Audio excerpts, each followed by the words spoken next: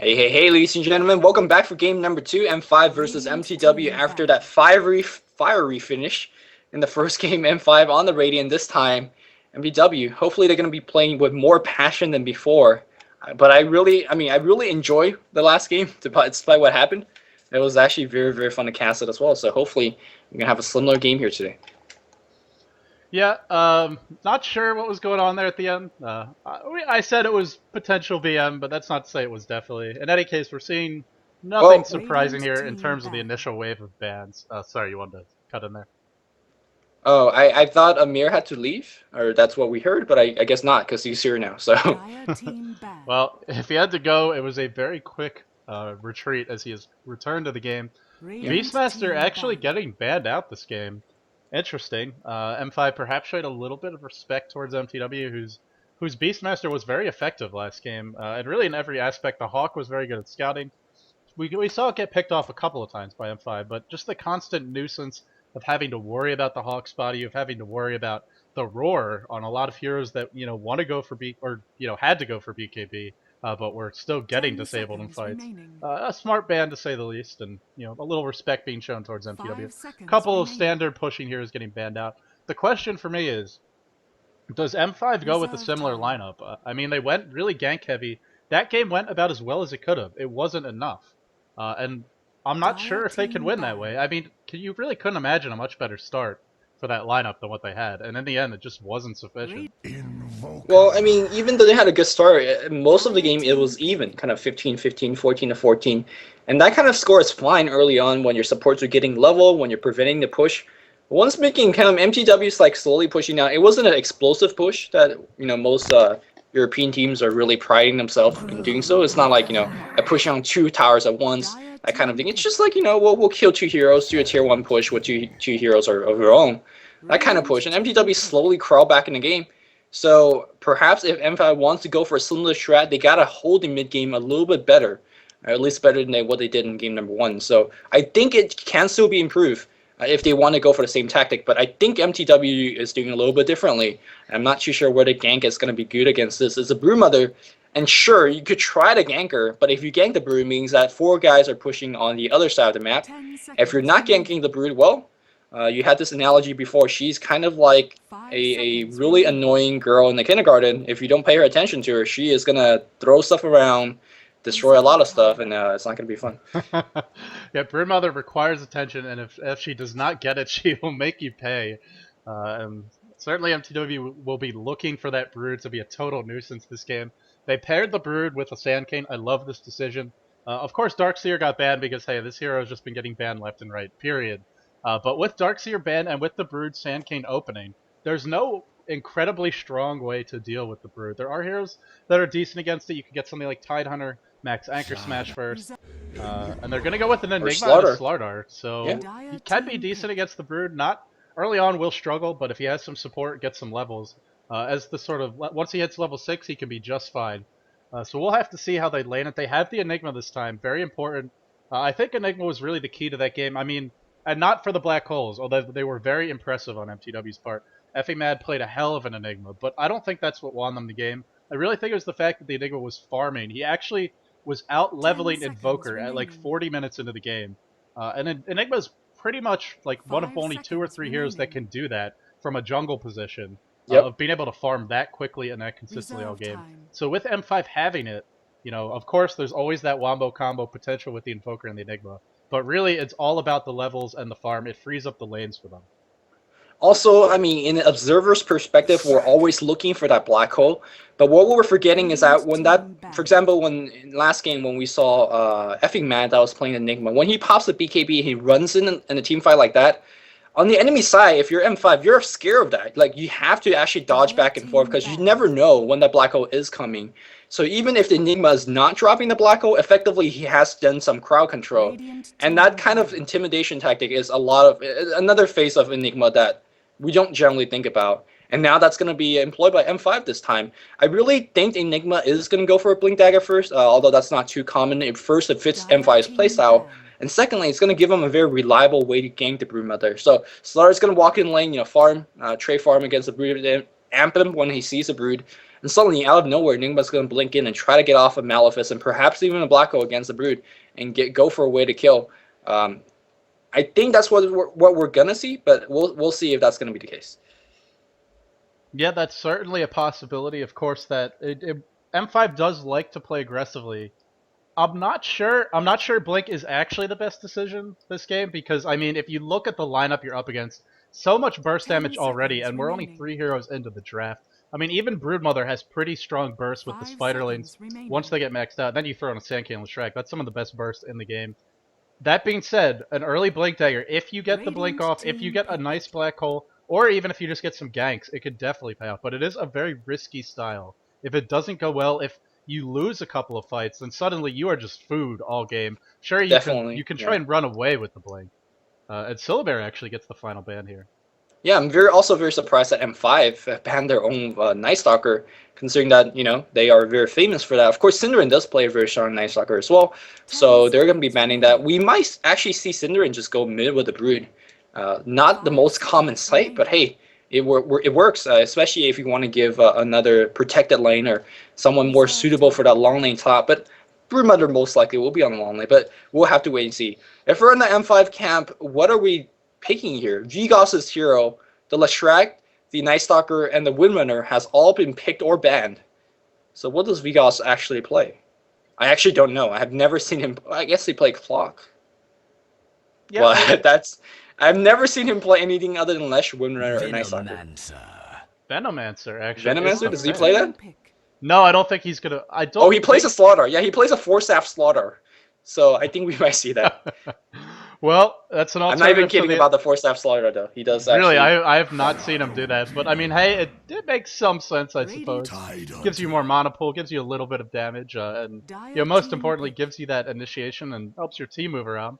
You could also 4-staff in the Tidehunter or the Enigma, so hey, it actually wouldn't be too bad. I mean, 4-staff is never bad, but it would actually fit in reasonably well with their lineup.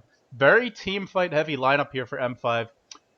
Question is, how are they going to lane it? I'm guessing we might actually see a farming Tidehunter, as well as a Slardar Venomancer paired up, and then an Invoker probably soloing.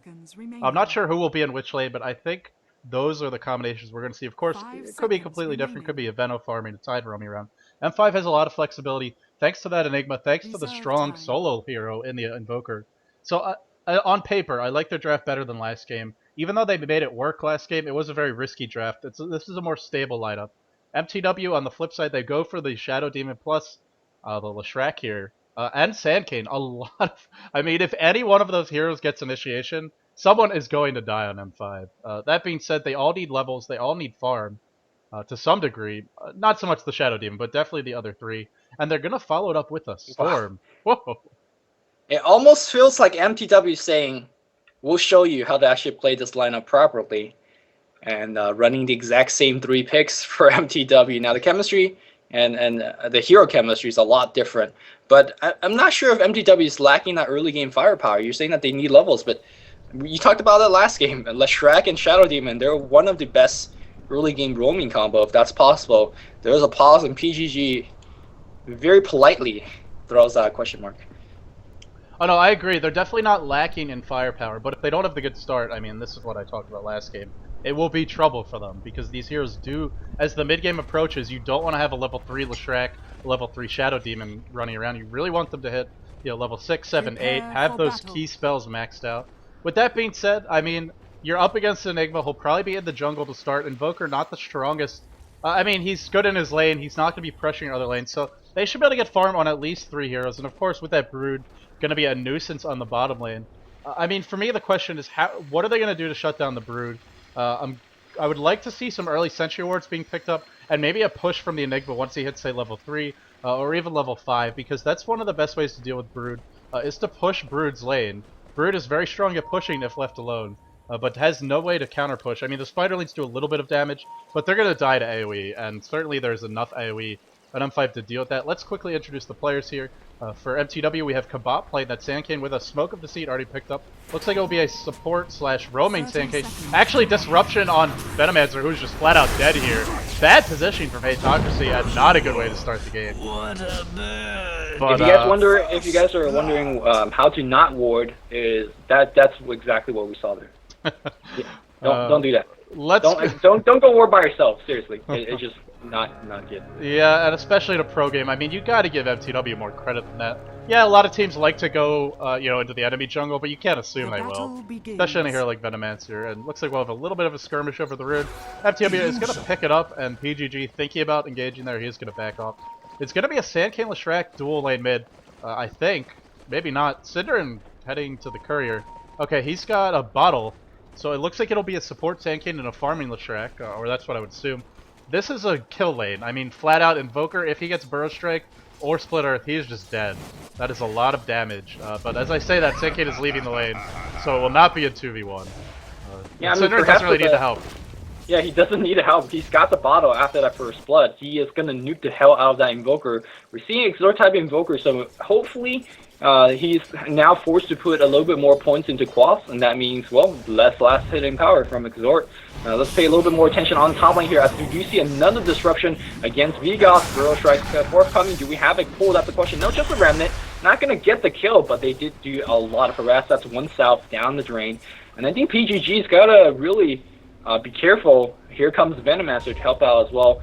Because offensive jungling like this is such a dangerous tool, especially when there's a Smoke of Deceit on that Sand King, and there's a Shadow Demon available. Yeah, and it's also a leshrac mid, a hero that can definitely come and kill you if he gets a good rune. If he gets a haste, if he gets an invis, and you're in his jungle, you are food, and he will collect that gold quite happily. vigoss it's going to be an interesting lane up top. Storm is normally not the best hero to be in this position in a 2v2, because he doesn't offer that much in this situation, but it's actually, sorry, a 2v2, it's actually a tri-lane. Although two of the supports are farming the jungle camp here, fighting with Enigma. And this is a fight Enigma has to be very careful about. I mean, even just those two heroes, disruption into burrow strike, even if you don't kill him, it's going to force him to pop a bunch of consumables. As I say that, he does head deeper into the jungle, away from the tri-lane. And he's not going to be looking to engage for now. If they let Enigma farm, it could turn out poorly, because he's also got the ability to backstab center and mid. He could come in top. But once Enigma hits level 3, level 5, if he's got that army of Eidolons up, although he is very squishy, if he gets the army up, he can absolutely bring someone down.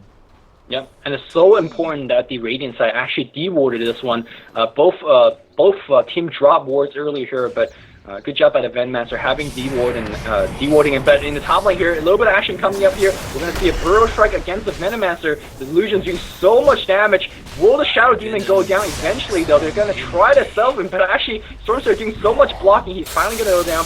vigoss gets pulled again. We have second burrow strike. Yes, we will. vigoss so tank still. And having that crush means he's going to live up, but at this point he does not have any more regen. So unless his teammates bring him south, he's not going to do too much. Synderen threatening to go on top lane and picks up an invis rune, but he's going to go back mid to make sure that Mir doesn't get too much free farm off. We're on the bot lane here. We do see Blood Angel controlling lane fairly decently, and as you expect from a Tide, that is going for the anchor smash. I'm actually very surprised to even put a point into the gush. As Kraken should actually not that bad. The Spiralings get so much damage block against you anyways.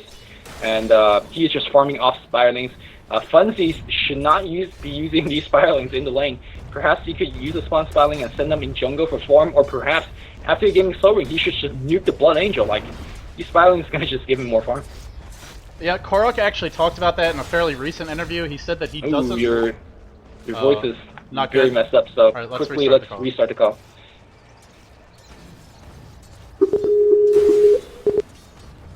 Alright, is that better? Lumi, can you hear me? Yep, I'm back. Or is that better? You're good. Okay. Yeah, I wanted to piggyback off what you're saying. Blood Angel is not just holding his own, he is dominating the crap out of this lane. And Tidehunter is one of the heroes that can do this. I mean, you've actually made a case that Anchor Smash should just be nerfed. At least the damage reduction. But hey, the damage itself is pretty intense. The mana cost is nothing. The cooldown is so low.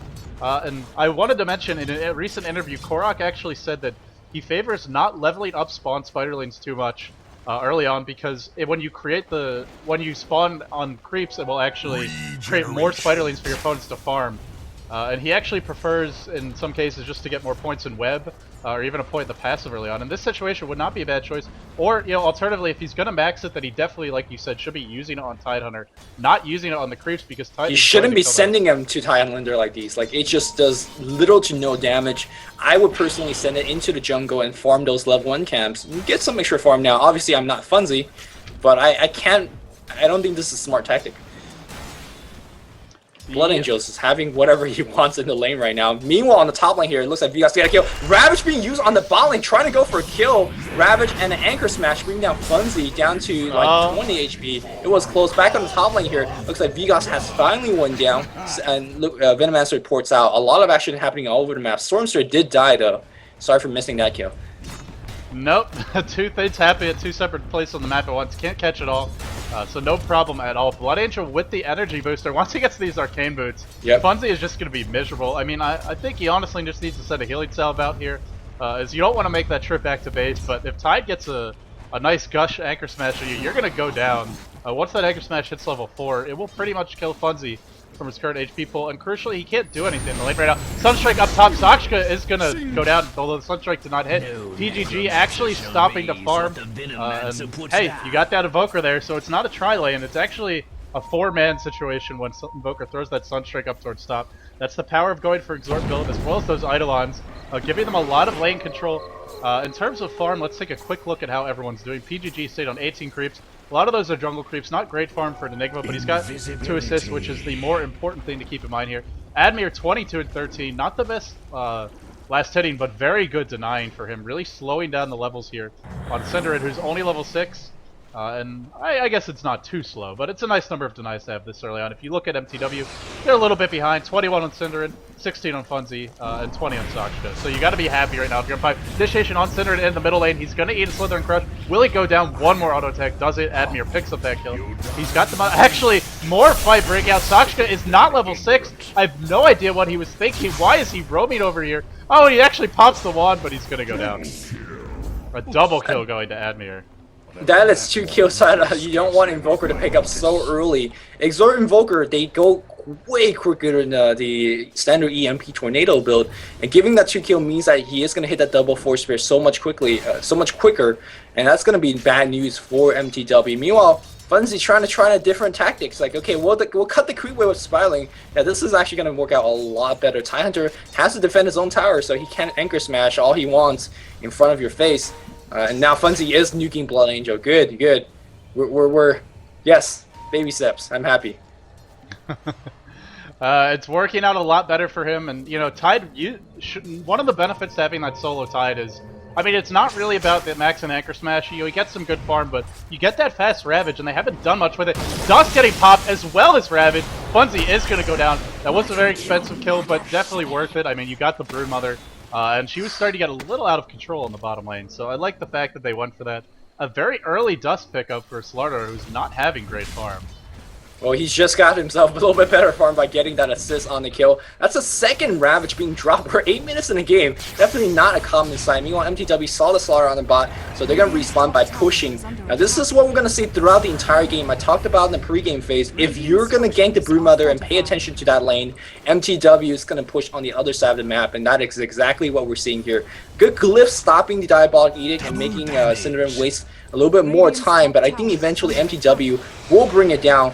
But responding is M5 on the bot lane. They're pushing against the Spire lane. Doesn't give a crap about what broodmother. You talked about this earlier. Broodmother actually can't stop a push.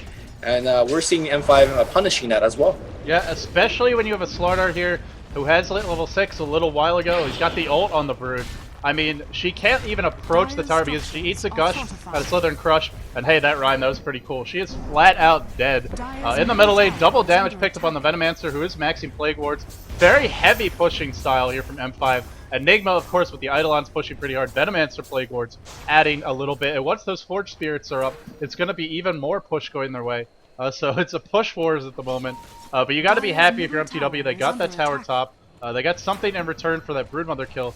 That being said, they're not in a great position. If you look at the gold graph right now, it is favoring M5 by a little bit. 1,500 gold going their way. vigoss really wants to go on Funzy. He's got Dust, he pops it. Funzy running for the next web. Oh, the army of Spiderlings comes in, some nice blocking. Southern Crush gets canceled like 4 times. Finally, the ultimate is applied, and down he goes. Another death for the Broodmother. And this time there won't be a tower claimed, so a really big kill. And M5 pulls ahead. Yeah, M5 is going to continue to stay ahead. They are such a strong mid-game team fight. Look at the AoE of this ultimate. Ravage, Black Hole. It is going to be easy for them to positioning as well because they're getting to go for the Blink, the Force Staff, whatever they might need. Synderen trying to do a one-man push on the mid lane. He does knock off a couple hundred points of damage on the tower, which is nice. It's going to make the next push a little bit easier. But mTw need to get off some counter ganks, and they are trying to do so against Blood Angel. Does he have to Ravage in a couple of seconds? But unfortunately, no mana to do so. He doesn't have a magic wand either. Defensive disruption. Look at that Ravage. No, that was offensive disruption. We still don't have the mana, but the anchor smash doing the damage. 3-man burrow strike. That was nice. And mTw gets one right back to the 3 exchange in favor of mTw. Broodmother and Synderen got the EXP for that, so they're happy. But meanwhile, on the other side of the map, vigoss is farming, and midas is farming. So M5 not too unhappy about that defeat either. Okay, 2 things I absolutely have to mention right now. Blood Angel, as of like a minute ago, had 73 creeps, and it was about 9.5 minutes in the game. That's some outrageous farm. Of course, a lot of that are Spiderlings, but still, you know, this is going to give him very fast item progression. He's got a Vanguard if he wants to go for it. I'm guessing it's not going to be a Vanguard, though. It will probably be a Hood of Defiance into a pipe. Also, Admir has, you said he's farming. He's opted for a Hand of Midas, and I actually, it's not for the gold, it's for the levels. Or at least that's my assumption. Of course, Invoker benefits from the, you know, from the gold, but much more importantly, will be benefiting from that Hand of Midas EXP boost. He did eat a big creep, so it's going to give him a lot more EXP. Blood Angel eats a Burrow Strike bottom. He's so tanky right now. Just a Demonic Purge coming out. Big Ravage on 3. He's probably going to go down here. Is he going to go down? He is. One more on attack. Sunstrike almost cleaned up Kebab. Nice defensive disruption. They can turn this one around. There's no Black Hole. Kebab, nice play by him, kiting like a boss. And Funzy trying to chase here, but without a web. Oh, he has one more. This might be the death of Hatocracy. Level 10 Broodmother versus level 6 Venomancer. Probably not going to go well, but Hatocracy just able to stay out of range there. A Ravage and 2 heroes die for nothing. Not a good engagement by M5 at all. Yeah, when I saw him use the Ravage, I was like, okay, that's gonna be a great Ravage hit. Everybody, ooh, nice Sunstrike Snipe. A mere solid Sanking trying to TP and correctly identify that was a free kill. But yeah, when I saw the Ravage, I was like, okay, so who's actually teleporting in? I looked at the minimap and I saw no one, so I was like, okay. And we saw that on the screen, not the best Ravage being used, and that thing actually does have a long cooldown. So, you know, got to be very careful about that usage. You say that. I think he used 4 Ravages this game. Right. It might actually be 3. No, that's the 4th one. That was his 4th one. It's actually pretty crazy. He eats a Gush on the bottom lane. They don't have any detection, so Funzy will be fine. Funzy, surprisingly, is level 11, which is, I mean, he did not have a good start in the laning phase, but he's been getting a lot of EXP from these engagements, even though he frankly hasn't done a whole lot in them. You know, he's just thrown in a spawn Spiderlings here or there, but he's getting the EXP from the assist, which is really all you can ask for. Backdooring the creeps here, being an absolute nuisance, and Blood Angel caught out again, is immediately going to have to TP out if he wants to live. Indeed, he will do so, as mTw all descend on the bottom lane. Will they go for a push? I think they just wanted to go for the gank there, and no tower to be traded as the mid tower is already down for M5. Top tower, top lane, very push. And I want to mention, vigoss is very behind in terms of farm. Really no big items up, just a bottle and a magic wand and boots. Nowhere near a Vanguard, nowhere near a BKB, nowhere near that Blink Dagger, which, you know, you mentioned as well. Force Staff. Or yeah, Force Staff, excuse me. Yeah, but this is such an advantage of having a Broodmother in lane, in your team, sorry. Having Broodmother means, again, you're either going to get pressure on one lane, and your team's going to pressure another lane, or if they gank your Broodmother, which is what M5 is doing, you have the option to actually help out the Brood or, again, push. And they're right now choosing to help out the Brood. That's forcing a lot more teleport scrolls, making sure that M5 is not, you know, farming. Sure, they might got some early kills and early farm, but they've actually been halted for quite a bit now. Okay, can I just point something out here? The Invoker has 3,300 gold, so I said the Midas was for the levels, not the gold, but hey, apparently it's for the gold. Man, he is filthy rich. What do you go for with this amount of gold? I mean, of course you have the standard selections, things like Yule Step, or things like Force Staff, or Blink Dagger. crits, bro. It could work. You've got Gush for minus armor. You've got the Slardar for minus armor. If you get even any kind of right-click item, would actually work pretty well here. You've got enough CC to lock everyone down. Synderen eats a Gush. Will Blood Angel charge in here? He's got the hood up. He's so tanky. Synderen just sacrificing himself, runs away onto the high ground. He's going to go down for nothing, or at least I believe he will. Well, how is he not dead? He eats another Gush. DD on vigoss, Sunstrike coming in. Down he goes. The courier dies for the Dire. And actually, gold-wise, that favors the Radiant, but still, they got the kill on Synderen. Yeah.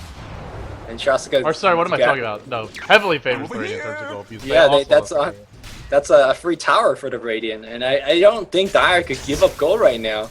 I mean, as we see PGG dusting blindly. Okay. Misclick probably. Shasuka is running around. He is actually not having the best armor of his life either. So the woe of farm, it's happening for both sides. Carry as we see Admir coming in, Sunstrike, Cold Snap. Oh, Shasuka eating some big damage, and Shasuka also a little bit panicky on those jumps.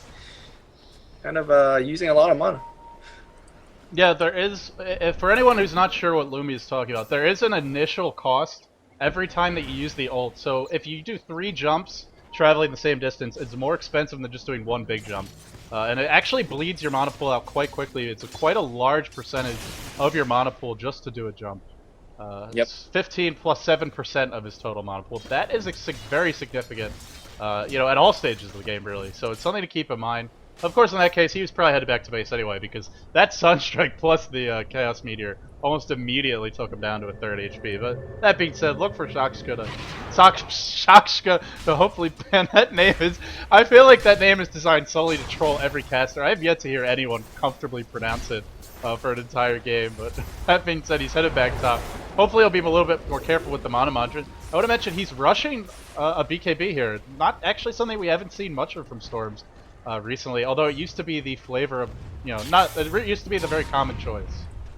Yeah, I mean, I guess... Wait, who's rushing for BKB? I'm totally confused. Stormster, how is he rushing for BKB? He's got a... Okay, I think I actually had the wrong hero selected. That's pretty embarrassing. Oh, yeah. Okay, so I got totally trolls, like, what?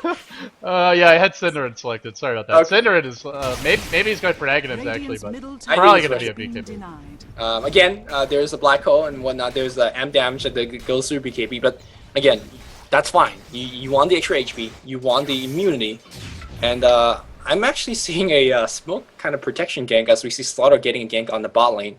For Stormster on the top lane, that's a very interesting choice. They're like smoking behind Storm, using Storm as a bait. I really don't think they care about Storm that much. Storm is so far away from his item. They're ganking Brood, and that's exactly what Fan5's doing. Finally, they're going to push down that tier 1 on the bot. Now, pushing against Broodmother's lane doesn't actually mean anything unless you get up to the max. Broodmother's like, well, fine, you know, you can push this for now. Well, I'll get you back later on. The teleportation going to top lane, that's 3 teleport scrolls immediately. Are they going to get anything? Nope. Enigma does not have the Blink Dagger, has went for the Mecha first. And I think the reason being so is that he's not the active ganker in this game. Slaughter is. Like, I feel like they kind of just switched up the role, which is very interesting if you think about it. Yeah, I mean, this is a Slardar who was TP ganking as soon as he hit level 6 onto the Broodmother in the bottom lane. Also, even buying Dust, something you don't see very often from a hero like Slardar. He didn't have the best lane top, so that may have factored into it. As he wasn't farming a whole heck of a lot, but still, Shakshka being very aggressive again. This time it's not a bait, he's just on his own. But of course he can ult away because PGG is not going to waste a black hole and risk missing it on a Storm who's zipping out. Oh, Hatocracy, big dive from him. They could probably turn this around. Gale is not going to latch onto effing Mad. I gotta go back to this Invoker. I mentioned it before that he's going for they had a lot of gold in the back. He's got a Hex now. This is an 18-minute Hex Midas on an Invoker who's also level 12. I don't think they have an answer for it right now in mTw. I mean, oh, but Ravage on Effie Mad will go down. A blink or stun in from Kabak, but the ult gets cancelled. There will be no Sand King ult in this fight, but Blood Angel is going to pay with his life. So Ravage and 2 for 2 is the trade. I'm sure M5 will be, or mTw will be happy with that. Or at least not unhappy, but still not a great engagement for them. And in comes PGG looking to go here. The Malefice should be enough to bring Shakshka down. Indeed it is. Gale is going to hit. that should be the death of Synderen. He's completely out of mana. Black Hole even being used for him. TP back in. Wow, that was a fast respawn from epimad. Or actually, it's just a really long fight as Enigma dies here. Or Enigma picks up a kill rather on leshrac, and now Hatocracy on the retreat out. Should be able to get away. But man, he will. epimad respawned real quickly there. Yeah, he's such a low level. He is. Yeah, he's looking for it. No, he's not gonna get it. I gotta say though, PGG, although that black hole didn't accomplish too much, as an Enigma player, I was very impressed with that black hole. Just on the edge of that black hole, and he caught it off. I mean, just on the tip makes a big difference. We're on the bottom here, denying against Admir Spiralings. Excuse me, against Funzy Spiraling. So another more advantage being going towards M5 side. It seems like Funzy's just not really accomplishing too much as a brood. We're 20 minutes in, and she's still doesn't have a BKB or Orchid. And he's really got shut down hard on the bot. Only got 88 CS for a broodmother. That's fairly low. It is low, and I mean, hey, they've ganked him like 5 or 6 times at this point. They've used 3 or 4 ravages just on the just for him, yeah. And you are up against the Slardar. You're up against a lot of ways to lock him down. They've been buying dust very early. So I'm not surprised that he's died a whole lot, but normally you want to see a trade-off when that's happening. And if you look at mTw, are they getting the trade-off? I don't think so. You've got a BKB up on the leshrac. That's nice. That's not a hand of Midas. Initiation on Kebab in the middle lane, but actually, oh, the pull actually a misclick there. It is only going to hit a Forge Spirit. Maybe that was a creep, in fact. Either way, a completely wasted opportunity there. And Admir gets out of dodge as the Brood goes down again, delaying that BKB even further. Not a good situation for her. You talked about how broodmother's getting shut down, and that misclick was huge, because if he got the pull off, Sankin was able to layer a Bro Strike, and that means synderen could layer a Split Earth, and that would have been a free kill for Mir. And now he's lives to fight another day, another 1500 gold on his item and his hero already, and Midas is going to be cooling down in just a bit. The Midas already has more than paid for itself, not just in the monetary aspect, in also the EXP department, how you talked about it. And we talked about Invoker's the EXP dependent hero. Well, if he's blowing up centaurs and earning 2.5 times the EXP every time he does it, that is very well worth it. Meanwhile, Blood Angel, by the way, plate mail, and then another 1200 gold. Shiva's AC, I have not seen a tidehunter this farm for a long time, but he could hold items very nicely. Like, he could spend cash and becomes a very strong, I don't want to say carry, but there's going to be a point in a game where they can't kill Blood Angel. I'm not sure if we're approaching that point yet, but he's so tanky at this point. Well, at the very least, he is guaranteed to get that Ravage off. He's got a Hood, he's got a Plate Mail, he's got a level 3 Kraken shell, and he's got 1300 HP. He is going to get that Ravage off, and sure, you've got a BKB on Synderen. Aside from that, nobody is really prepared to deal with it. Funzy's BKB is still 1200 or gold or so away.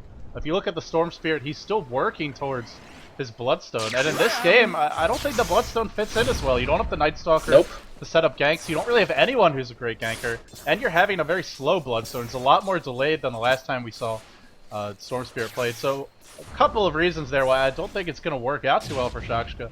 But I got to keep on going back to this Invoker. 2100 gold in the bag. He right-clicks like a champ. He's disabling really hard. He's hard to bring down. I mean, he's got the Forge Spirits to push.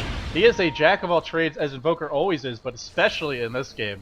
Definitely the strongest here on the map bio, and it's not even close.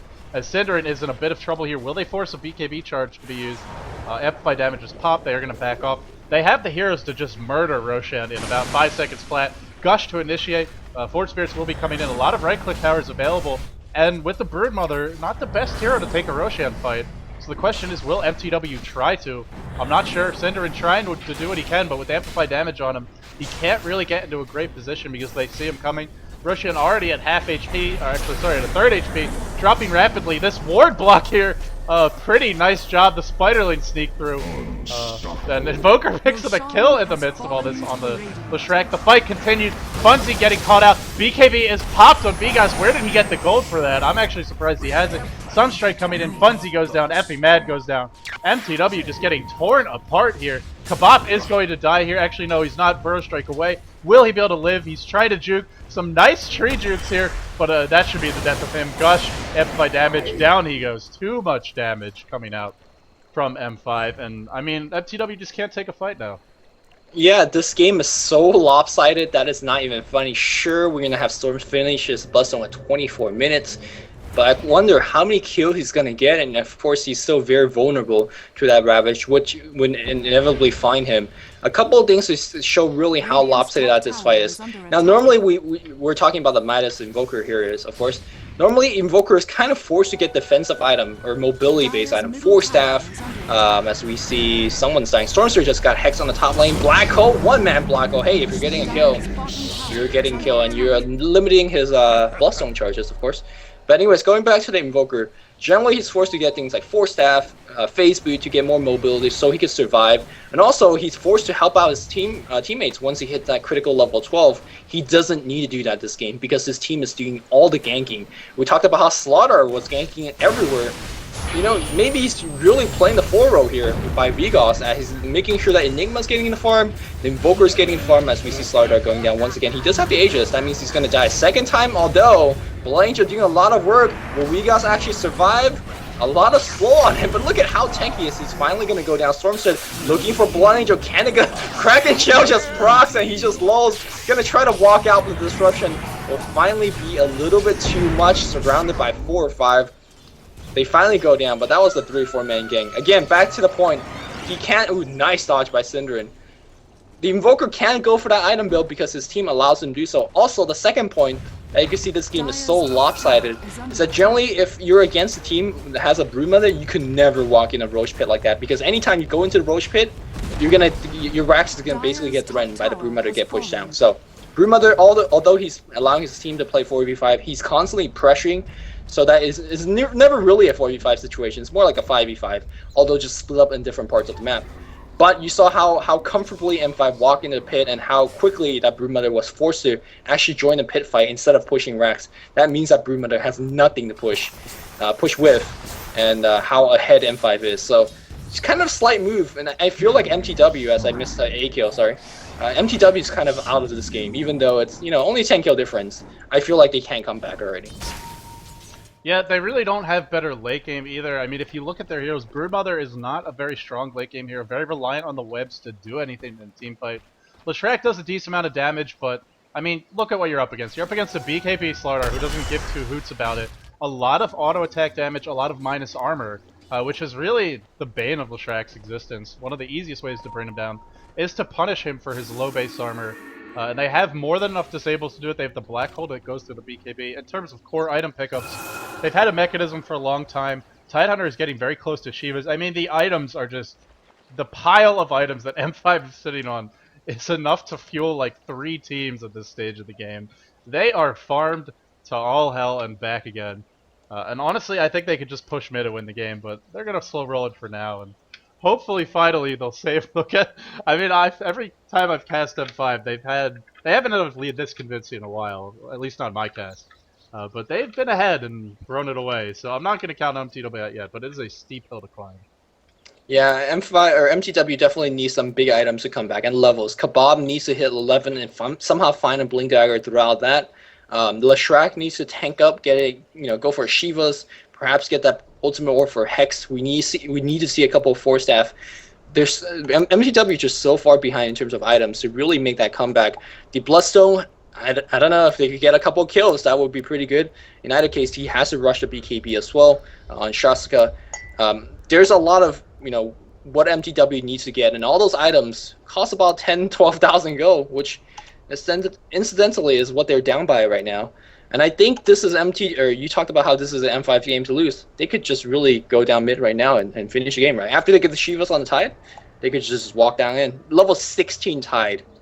I think that says everything. It's a level 16 Tide. It's a level 17 Invoker, who is only I believe 1,000 gold away from his Aghanims. Although the Courier, okay, no, that's got a BKB on it. The Enigma has his BKB now as well. The Slardar has his BKB. Yeah, they could just walk down mid. But, maybe they're trying to savor the victory, or, just play it safe. They have certainly thrown their fair share of games in the past, and there's always the potential to do that. They are a bit reliant on big one-shot ultimates, so if they mess those up, then you can maybe see mTw have a chance to turn around. Funzy finally has his BKB, so he'll at least be able to draw some spells in a team fight. Hopefully he doesn't get locked down, but still the amplified damage plus the sheer right click of this invoker should be enough to bring him down. So I'm thinking you're completely right. M5 could absolutely go down mid and end the game. Question is, will they do that? If they farm, it's not really going to hurt them. They benefit from farm. They could use the pipe on the Tide. They could use some damage items on the invoker, or a BKB after he gets that Aghanims. Really, there's a lot of ways they can win this game, but the easiest one would be to 5-man mid, and it looks like they want to do just that as they start to ping. Yeah, perhaps Blangel want to make sure that the bot is not going to get pushed by the broodmother while he's gone, so he's going to pushing bot a little. You're skipping in and out for me, Lumi. I am fine for myself as we see a team by breaking out on Synderen. Synderen! Oh my god, a crush!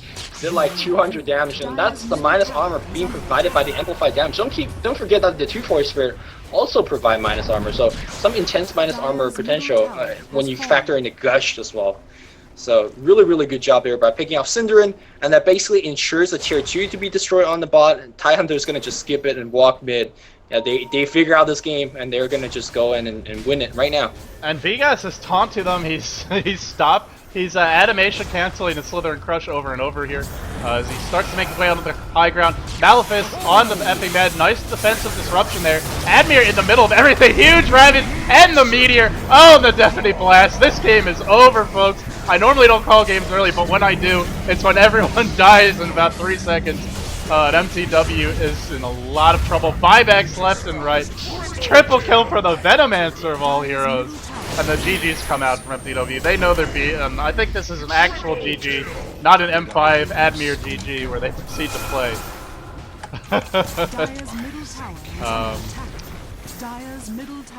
No, this is GG. And yeah, mTw is actually disconnected. Yeah, they are disconnecting. mTw, by the way, very well mannered, despite me joking aside and whatnot. Yeah, M5, convincing victory. I haven't seen them go this far ahead, and as much as you doubt them, they finished it out. Look at that blink. Yeah, he got the blink for a long time. Blink, Acceptor, Hex, Midas, 30 minutes. He's making a big case for himself, knowing how to farm. Maybe this is a new build. Midas into other stuff. Nah, GG. Effing mad. It's just trolling. Again, don't be trying this in your pub build and whatnot. You have to have a team that actually gives you the backup and give you. His team has pressured the enemy so hard that he's allowed to get this kind of item. Generally, you see Invoker helping out the team. This is a Slardar that's helping out the team. So different, but it works, and it won them the game. So we are going to go to game number 3. Just waiting for the endgame screen right now. Kind of a blowout victory either way, right? Yeah. Well, last game was kind of... Well, the first game was definitely closer, but mTw still looked like comfortable at all stages of the game. Except perhaps very early on. I want to criticize mTw a little bit. Of course, very easy for me to do it in retrospect, but you always want to gank Invoker. You do not want to leave, or get something really big in exchange. You never want to leave that hero alone. One of his real weaknesses as a hero is that he needs to stay in lane and farm for much longer than other solo mids. It's not like a Queen of Pain or a Night Stalker, you know, who once they hit level 6 or 7 can just start ganking. Invoker needs more levels. He needs more farm than most of those heroes to be effective, and they never really ganked him. You know, if they couldn't, because that Slardar be ganking. That's true. I mean, M5 controlled the pace of the game at every step of the way. Game number 2 goes the way of M5. So we're tied up 1-1, folks. We're heading into game number 3 soon. Yeah, don't go anywhere. 31-13 is your final score. Invoker looking badass with his 11-0-7. Look at those items. Speech of travel being purchased as well. We're going to game 3. Don't go anywhere, and we're going to be right back.